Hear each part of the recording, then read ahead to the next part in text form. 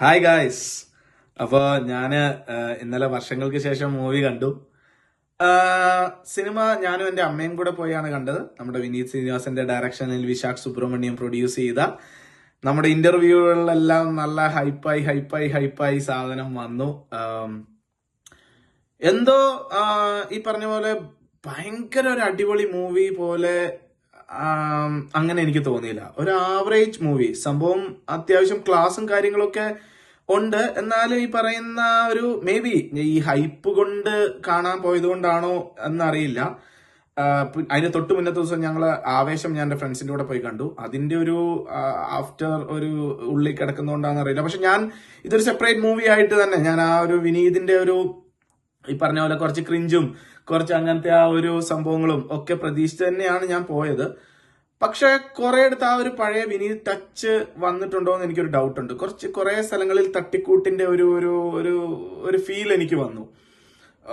ഞാന് ചോദിച്ചപ്പോ എന്റെ അമ്മ അല്ലെങ്കിൽ കുറെ പേർക്ക് ഭയങ്കരമായിട്ട് പടം ഇഷ്ടമായവരുണ്ട്. എനിക്ക് പേഴ്സണലി ഞാൻ പറഞ്ഞുതരാം എന്തൊക്കെ ഇഷ്ടപ്പെട്ടെന്ന് വെച്ചാൽ ധ്യാന്റെ അഭിനയം, അത് ചെറുപ്പക്കാരനായിട്ടും പ്രായമായിട്ടുള്ള ആളായിട്ടുള്ള അഭിനയം, അജുവിന്റെ അഭിനയം, പിന്നെ നിവിൻ പോളിയുടെ ആ ഒരു വരവ്, ബേസിലിന്റെ ആ വരവ്, നീരജ്, ഇവരൊക്കെ അടിപൊളിയായിട്ട് ചെയ്തിട്ടുണ്ട്. ഫസ്റ്റ് ഹാഫ് അത്യാവശ്യം നല്ല രീതിയിൽ ലാഗാണ്. ഇപ്പൊ എന്റെ ഒരു കൂട്ടുകാരനുണ്ട്, അവന് അത്യാവശ്യം നല്ല സിനിമ നിരൂപകനും അത്യാവശ്യം വീക്ഷിക്കുന്നൊക്കെ ആളാണ്. അവനും ഫസ്റ്റ് ഹാഫ് കഴിഞ്ഞ് അവനെ ഞാൻ എന്തോ കാര്യത്തിന് വിളിച്ചു. അവൻ ഫസ്റ്റ് ഹാഫ് കഴിഞ്ഞ് ഇറങ്ങുക. അവൻ പറയും എന്ത് ബോറ് പടം. എനിക്ക് അങ്ങനെ അത്രയൊന്നും തോന്നിയില്ല. പക്ഷെ എനിക്ക് അത്യാവശ്യം ഒരു ഒരു ഒരു ലാഗ് പോലെ തോന്നി, അത്യാവശ്യം ഒരു സ്ലോ പോലെ തോന്നി. പിന്നെ സെക്കൻഡ് ഹാഫിൽ വന്നപ്പം ഈ പറഞ്ഞ പോലെ നിവിനും ബേസിലൊക്കെ വന്ന അത്യാവശ്യം നല്ല ഒരു ഹൈപ്പ് വന്നപ്പം സംഭവം ഒന്നും കൂടെ ഒന്ന് ക്ലിക്കായി.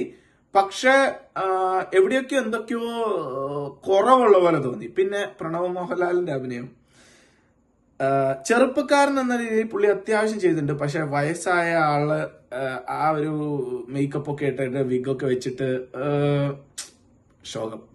അതത്ര വലിയ ഒട്ടും അധികം ഒന്നും രസമായിട്ടൊന്നും തോന്നിയിട്ടില്ല.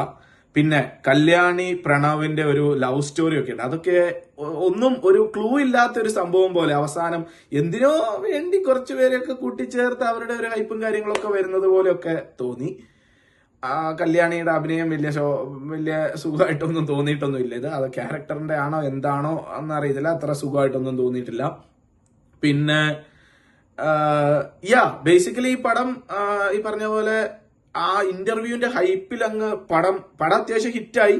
നല്ല കളക്ഷൻ ഉണ്ട്, ആൾക്കാരെല്ലാം അടിപൊളിയായിട്ട് കാര്യങ്ങളെല്ലാം കുറെ പേർക്ക് ഞാൻ കണ്ടതിൽ ഈ പറഞ്ഞ പോലെ കുറച്ച് പേരെ എന്നെ പോലെ ഉണ്ടാവുള്ളൂ എന്ന് എനിക്ക് തോന്നുന്നു. ഈ പറഞ്ഞ പോലെ ഭയങ്കര അത്ര സുഖമായിട്ട് തോന്നാത്ത ഒരാൾ. പക്ഷെ ഈ പറഞ്ഞ പോലെ ഞാൻ ആവേശത്തിന് 5-ൽ 4.5 കൊടുക്കുമെങ്കിൽ ഇതിന് ഞാൻ എങ്ങനെ പോയാലും ഒരു 5-ൽ 2.5, 3 മാക്സിമം 2.5 ആ ഒരു ലെവൽ ഓഫ് ഇതാണ്. ഇപ്പം ഈ പറഞ്ഞത് ഒന്നും കൂടെ ഞാൻ പറയുന്നു, എന്റെ മാത്രം അഭിപ്രായങ്ങളാണ്. പക്ഷെ എന്നെ പോലെ ചിന്തിക്കുന്ന കുറച്ച് പേരൊക്കെ ഉണ്ട്. ഞാൻ ഫ്രണ്ട്സിന്റെ ഒക്കെ അടുത്ത് ചോദിച്ചപ്പോൾ ഇതുപോലെ തന്നെ അത്ര ഇഷ്ടപ്പെടാത്ത കുറച്ച് പേരൊക്കെ ഉണ്ട്.